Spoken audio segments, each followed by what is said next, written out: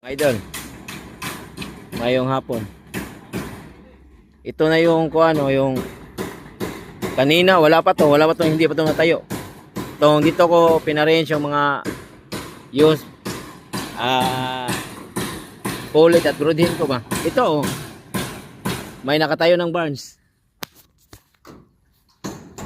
Medyo mababa siya. Wala kasing 12 feet din. Kailangan nang gawain kaya 10 feet na lang kanyang height.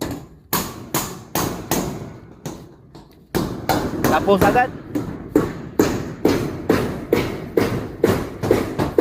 So, wala na ng paligoy-ligoy pa. Okay na. Ito yung sa mga pisisyo yung ibang basa. O ito. Dito na dayon.